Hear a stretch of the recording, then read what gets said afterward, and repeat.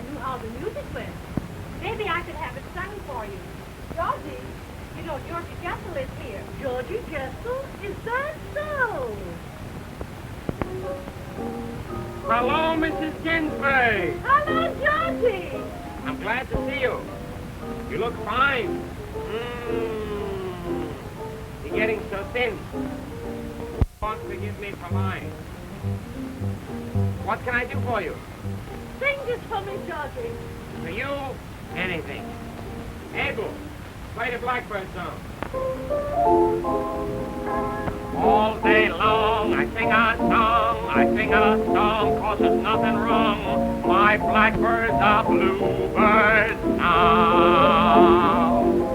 Bad luck's gone on his way. Good luck had to come back to stay. My blackbirds are bluebirds now.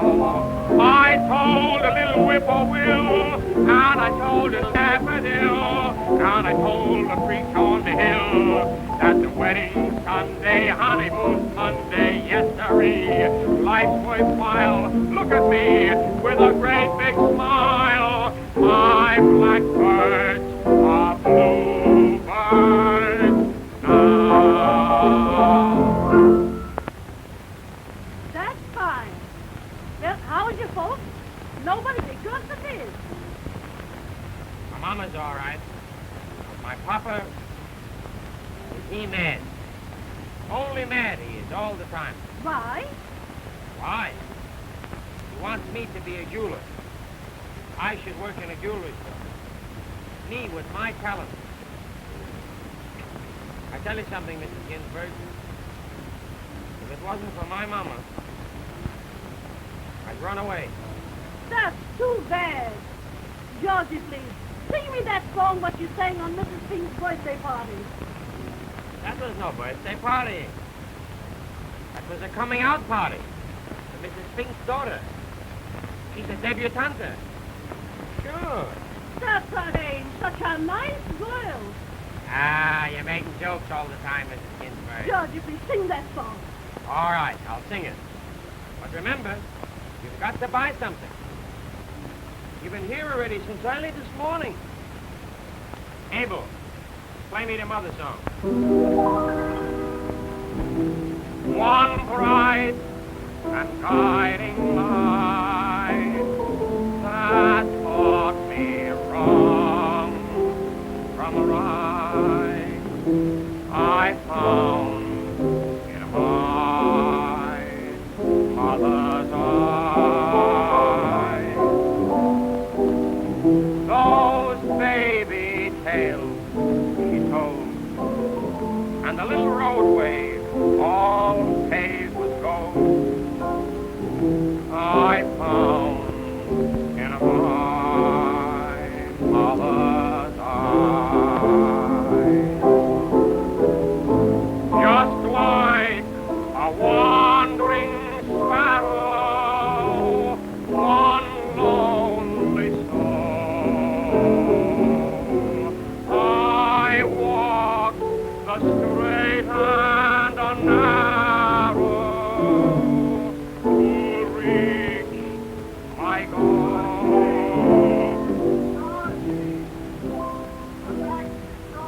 All right. My old man again. Come back to the store. Fix the man's watch. The man is waiting for us. And the man wait a while. I'm afraid to take a chance. Maybe it's an Irishman. All right, I'm coming already. Goodbye, Abel. Goodbye, Mrs. Ginsburg. Goodbye, Georgie. Yeah.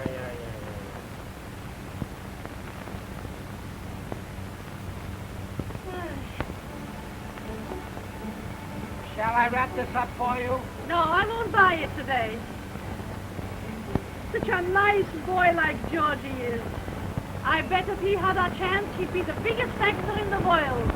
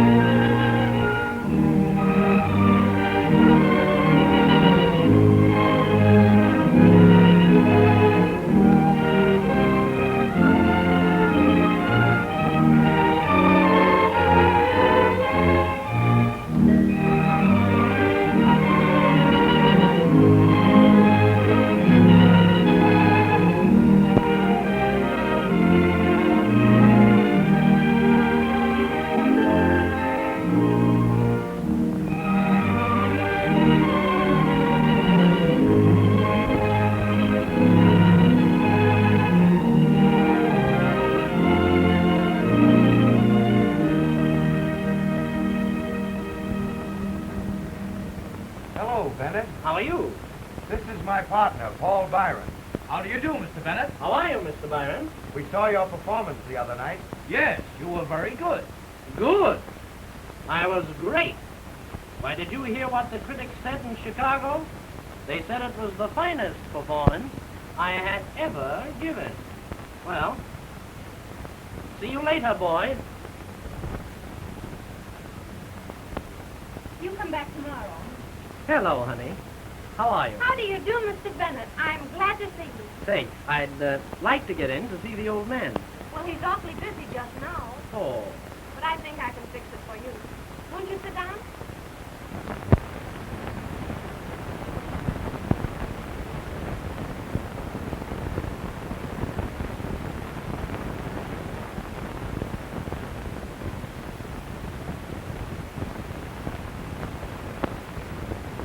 Good morning. Good afternoon. Lady. Mrs. Well, what do you want? I would like to see Mr. Zigbert. You can't see him. He's out. How can he be out all the time? I come here every day, so he's always out. So when will he be back? He won't be back. All right. I'll wait.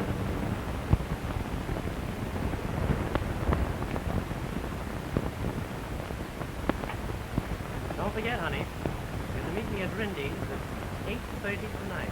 I'll be there. Now, Miss Courtney, you don't have to look at that contract. Just sign it. Yes, that's it. Well, how One did of the brothers for you. Which one of the brothers died? We don't have to put that in the contract. You leave it to me and everything will be all right. Good morning. Who let you in? I let myself in. Well, let yourself out. Now listen, Mr. Zigbert. I don't want to appear fresh, but I wish you'd give me a chance. I've been coming to your office for weeks and weeks, and I never can get in to see you. I just want to show you what I can do on the stage. I can play any kind of a part. Honestly. Look, I can play comedy. Isn't that good? Tragedy. Anything you like, I can do. Please, Mr. Zigbert. Here, how would you like to hear a drama? I play all the parts myself. Here's a sample. Fine. But I don't want to, nor you either. Get out. Oh, Mr. Zigbert. All right. All right. But you'll be sorry, see? But someday I'll be a big star. I'll have my own theater, too. And I'll be different. I'll give young fellas a chance.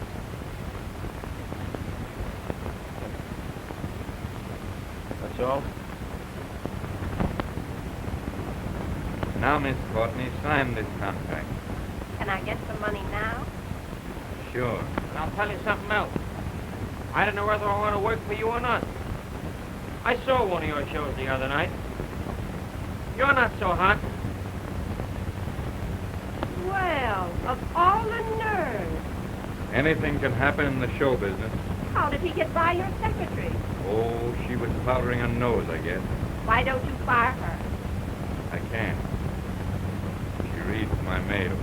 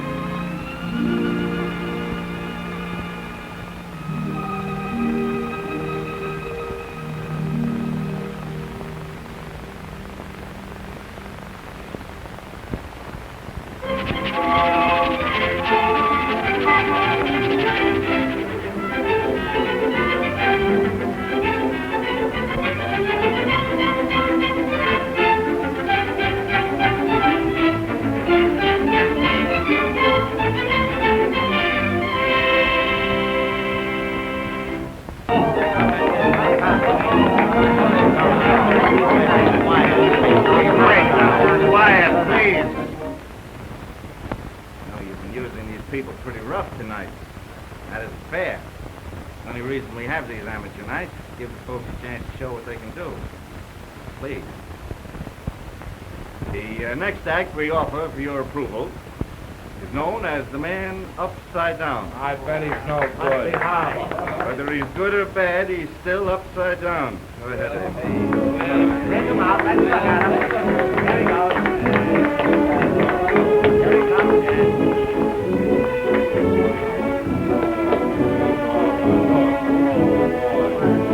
Oh, he's flat. Take him off. Give us a dancer act. Terrible. Give me a tomato, will you, somebody, please? Go on, you big bum. Boy, he's worse than a bum. Boy, he's get the man with the hook. Give him a hook. Come on, give him a hook. Hey, drag him off there, will you? Come on, where's the ball with the hook?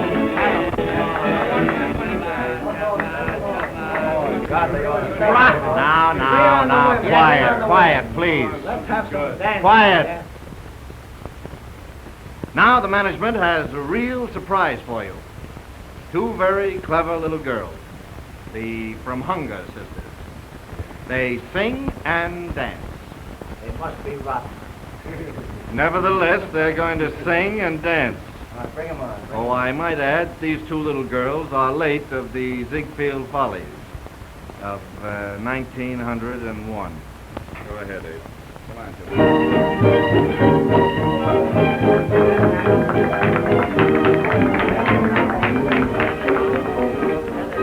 Change all of your gray skies, stir them into gay skies that keep sweeping the cobwebs off the moon. Silvery moon was good in your timing, fine to silver lining that keep sweeping the cobwebs off the moon. You make the clouds hurry away, humming a lovely love song. Some lucky day, somebody may come along. Take all of your sorrow, take care of tomorrow, and keep sweeping the cobwebs off the roof.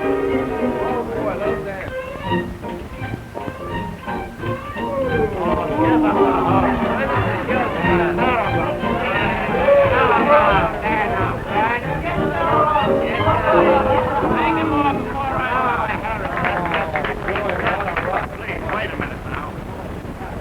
Now, the next and last act, a real novel for you. A young man named...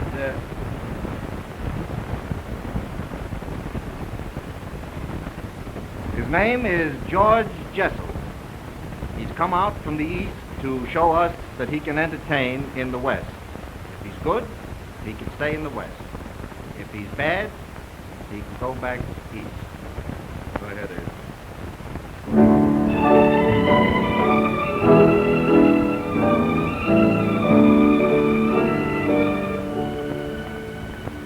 Folks, the announcer was right in saying that I'm from the East. This is the first time I've ever been out here in your country, and had quite a tough time getting out here, too. I came out in one of the new Ford cars. It's all right for me to mention Ford because he apologized. But what I want to say is this. The new Ford is really a very, very wonderful little motor car. And I don't really think that Mr. Ford deserves all the credit himself for making the car.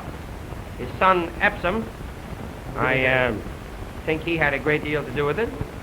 Oh, you mustn't kid about Epsom because he's the salt of the earth.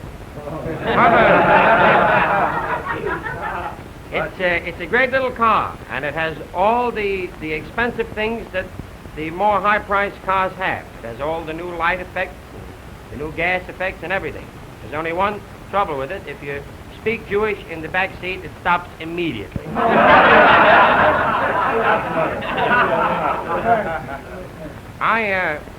I live in the Bronx, which some of you may know is a suburb of New York City, and there's an Irish family that live on my block.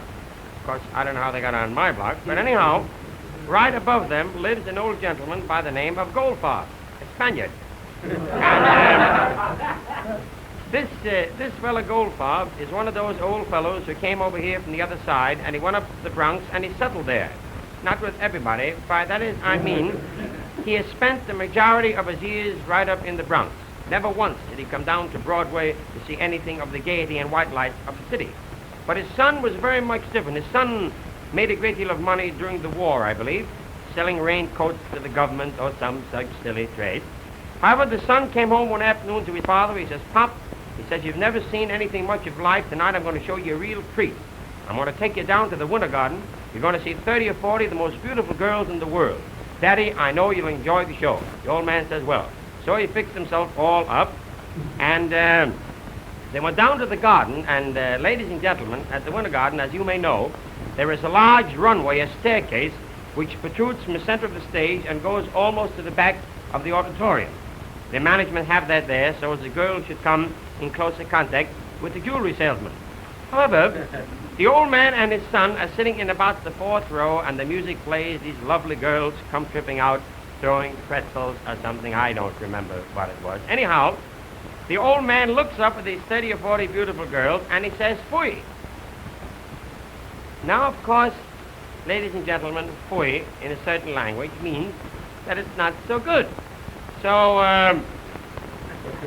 the son is naturally astonished at his father's attitude. He says, "Father, how can you look at 30 or 40 of the most beautiful girls in the world and say, fui?" The old man says, "I was thinking of my wife." You've seen a great many things here this evening, ladies and gentlemen, and a lot of tricks and songs and dances, and with your permission, I'd like to sing a song that I've dedicated to my mother. And I just crave your indulgence.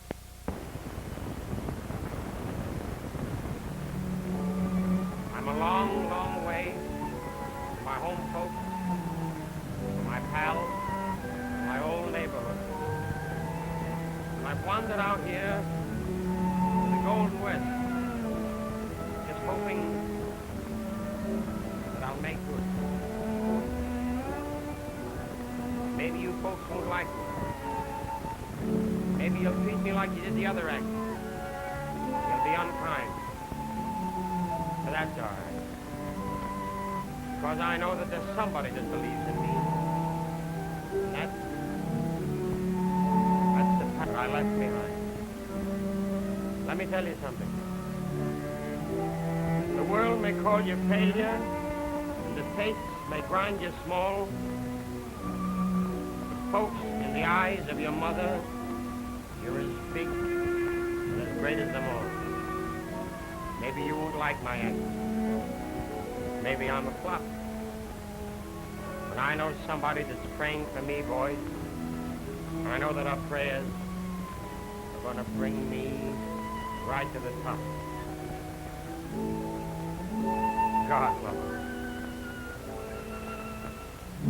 God's gift sent from above, one real, unselfish love. I found in a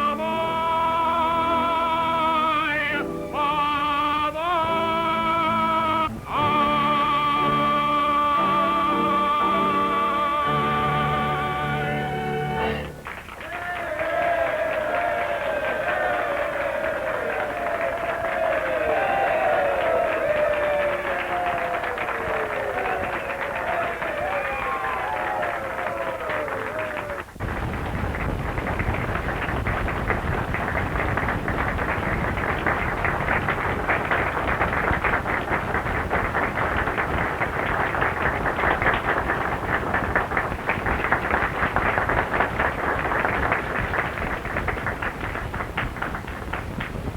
Ladies and gentlemen, I'm very glad that you've enjoyed the last little song.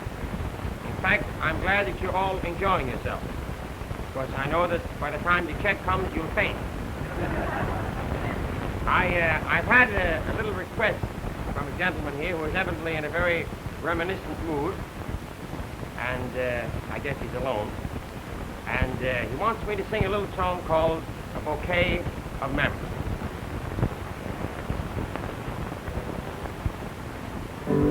My life is just a garden filled with dreams. Each dream a flower of yesterday. I gather all these flowers in my dreams and tie them all in one bouquet.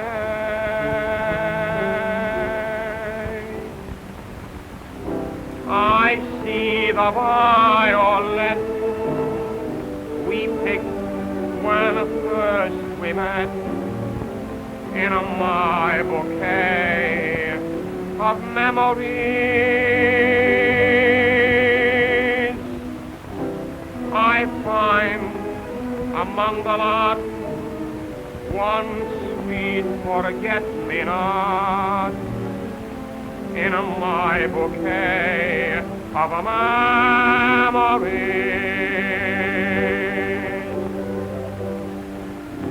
I kiss each blossom rare when night appears. I keep them fresh and fair with lonely tears. I ask my heart each morn, why must there be a thorn in my bouquet of memories?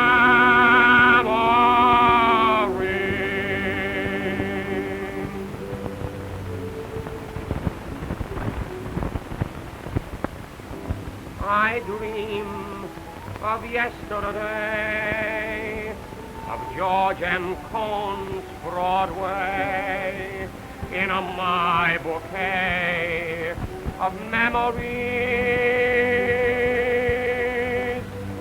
See, we're passing Herald Square. Weber and Field, they're playing there. I remember them in my memories. See, who's that walking? Robert Mantell and Sam Bernard. What great artists. Oh boy, and as I live and breathe, who's that with them? There's Eddie Boy.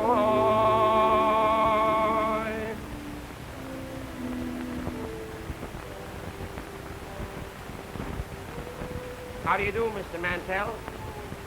I've always admired you. You were one of the greatest Shakespearean actors that ever lived. I've always wanted to be an actor, but my father, Mr. Mantell, never wanted to let me. He used to come into my little room and say to me, Mo, Georgie, never go on the stage. What do you think, Mr. Mantell? My son, sweet are the uses of adversity. Like the toad, ugly and venomous, wears yet the precious jewel in his head. But Mr. Mantell, will I ever be an actor? To be or not to be, alas, that is the question. Thank you. Hello, Mr. Bernard. How are you? What's new? What's new?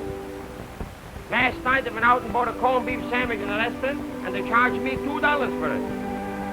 Years ago, there wasn't a man strong enough in the whole world could lift $2 worth of corned beef. Eddie Foy. I'll introduce myself. I'm Georgie Jessel. Hello, young fella. You're pretty smart kid. I was here to meet you. Goodbye, Mr. Mantell. Goodbye, my son. Goodbye, Eddie Foy. Goodbye, Georgie. Goodbye, Sam Bernard. Goodbye, Kit. Save your money. Although these pals are gone, thank God they linger on in my book. of a memory.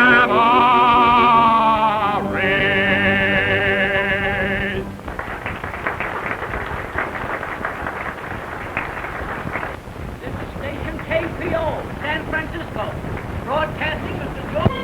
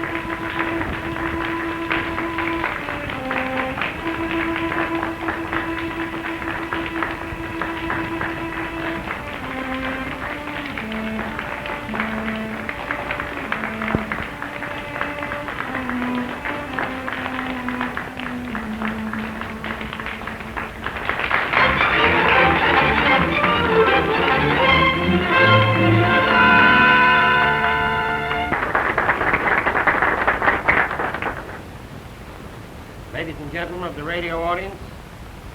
Station KPO, George Jessel announcing. I'm going to sing a little song that I dedicate to my mother. And I hope that she's listening in.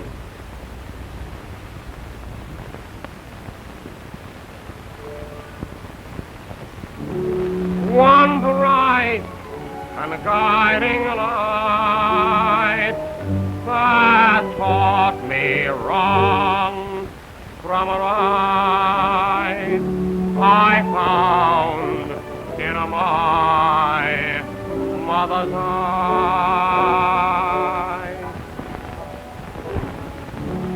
Those baby tales she told, the little roadway all paved with gold, I found in my mother's eyes.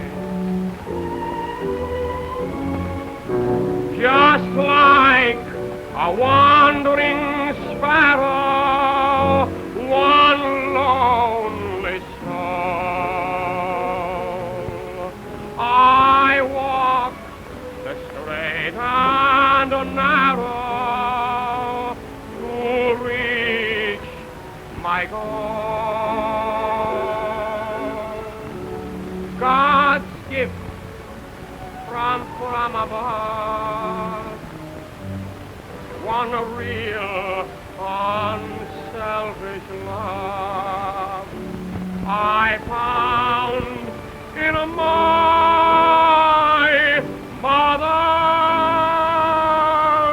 eyes.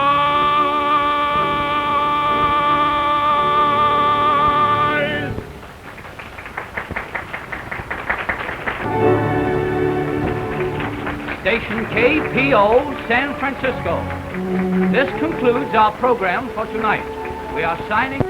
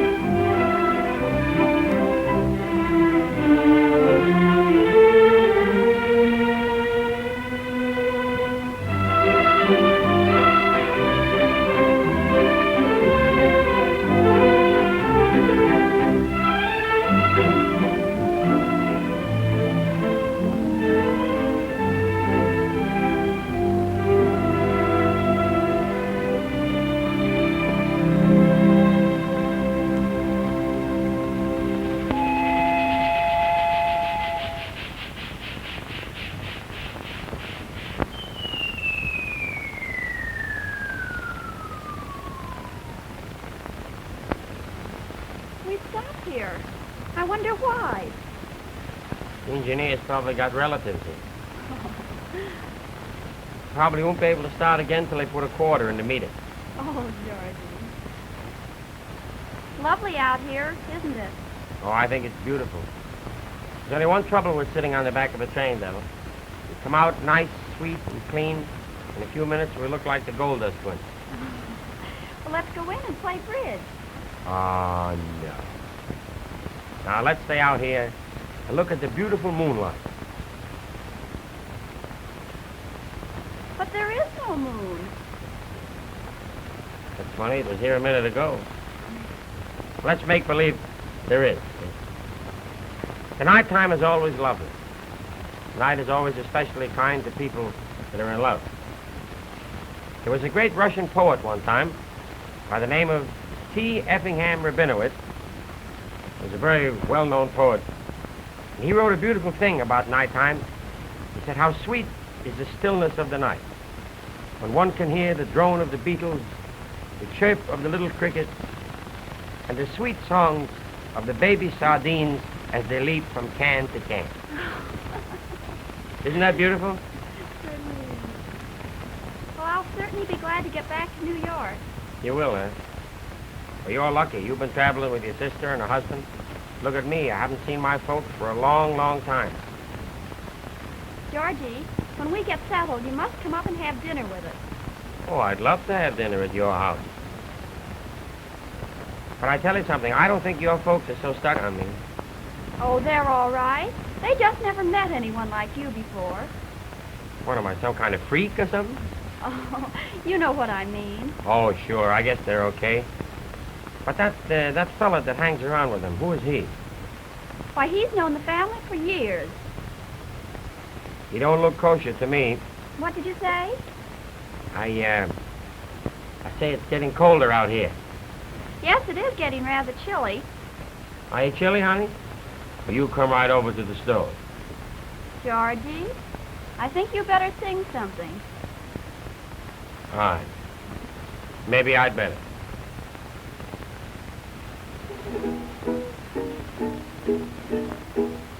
When my pals turn me down, you're the one pal I found. You're my real sweetheart. When the darkest day came, you smiled on just the same. You're my real sweetheart. And now that I find that fate has been kind, I'm gonna build you a love nest that's all silver lined. And I'll work and I'll slave for the things that you crave. You're a real sweetheart.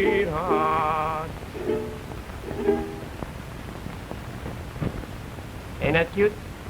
It was lovely.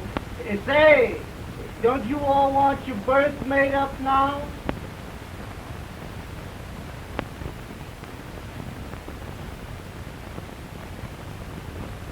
He would think of that, wouldn't he? Well, Georgie, I think I'd better go inside. All right.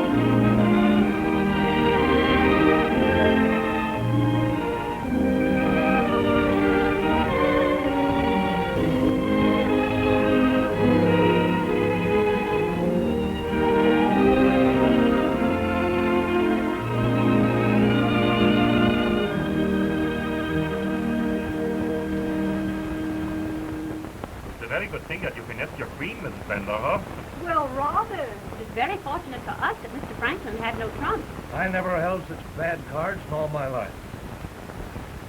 Good evening. Folks have a very lovely place here, haven't they? Yes. Say, did you hear the story about... Yes.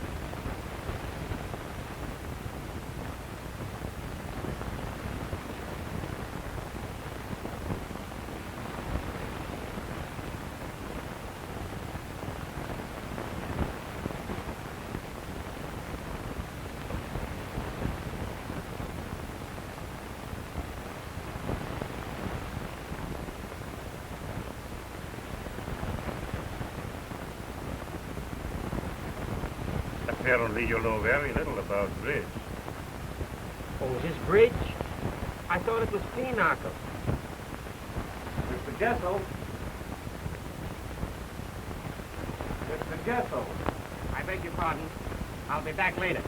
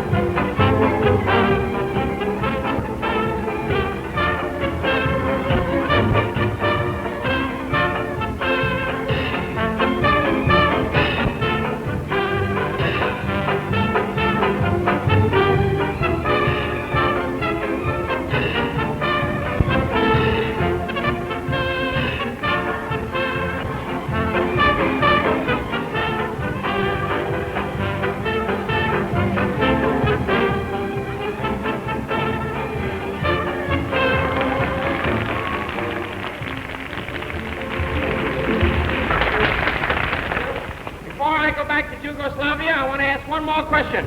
Come here, darling. Tell me, how old are you? I'll be 6. I'll be born Friday. Yes.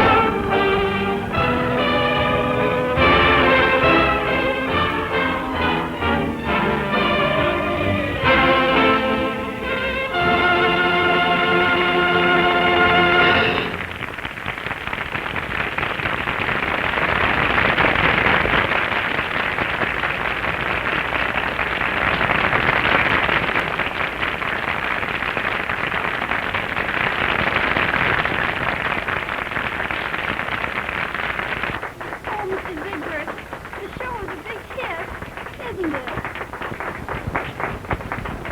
Oh, I'm happy. Yes, it's a great sign when they applaud that way after the show. It's a great thing for George, having his first starring vehicle get over. He's a lucky boy. He's a darling boy. Tell him I'll see him later in his dressing room. I'm going out and talk turkey to those ticket speculators.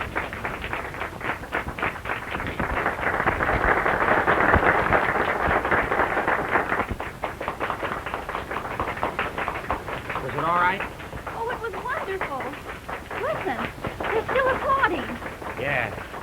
See, they seem to be enjoying the show so much, I don't think most of them paid. Oh. Listen, Georgie, I think you better go out again. Nothing I can do now. I've sung all the songs I know, told all the jokes. I was so nervous during the first act, I think I told one 3 times. Georgie, Yeah? sing your mother's song. Nah, that's too old.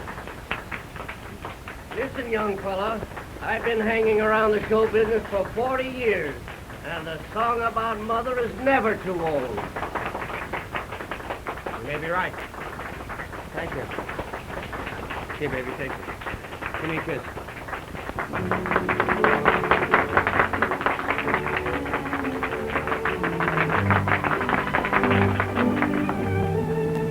Ladies and gentlemen, I thank you all very kindly for the way you received Lucky Boy. I want to thank Mr. Zigbert, my manager, for giving me this opportunity. George M. Cohn once said, the best way to finish is either wave a flag or introduce your mother. I haven't got one of Georgie's flags, so I'll introduce my mother in the 4th row.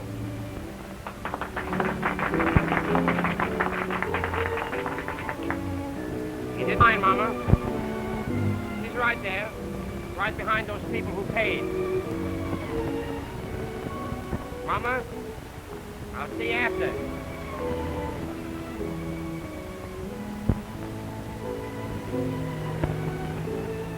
God love us. When all my skies were gray, the sun that shine my way, I found in a my father's eyes.